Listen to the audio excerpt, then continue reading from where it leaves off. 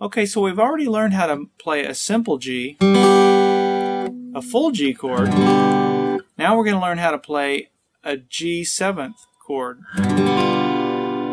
which sounds like that. Now, if you remember in the intro, I mentioned that a 7th chord is kind of a bridge chord between two chords that you're playing in a song. So, or that's how I think of them anyway. So if I'm playing a song with a G chord and a C chord in it like this,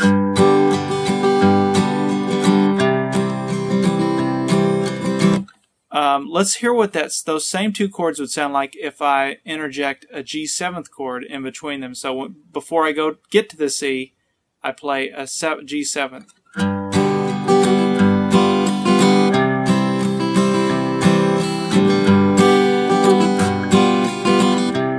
Hear what it's doing?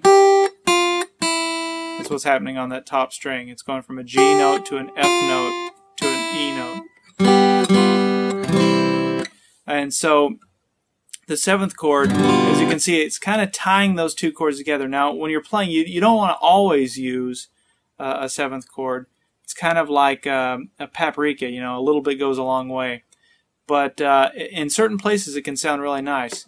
So let's look at how we actually form the chord. Now, when we're playing a G chord, it looks like this. Now, if you'll remember, I've got my, on the 5th and 6th strings, I've got my first finger and middle finger pushed down, and then my ring finger down here on the high high E string on the guitar, which is I'm forming a G note. So that's what a G chord looks like. Now to make the G7th chord, what's happening here, which is kind of interesting, even though all my fingers have to leave the fretboard, if you make it your G this way, all your fingers have to leave the fretboard. My middle finger and ring finger are coming back down in the exact same spot that these two fingers had just left. So when these two fingers leave the fretboard, these two come down in their place. That frees up your pointer finger to push down on this first string, first fret here to create that F note, which makes the G7th chord.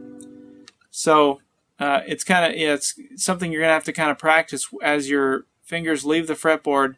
These two come down in the exact same place, freeing up your pointer finger to push down first string, first fret. Like that. Create that chord. And when I'm strumming all 6 strings, just like we did with a G chord. So you can see the only difference between the two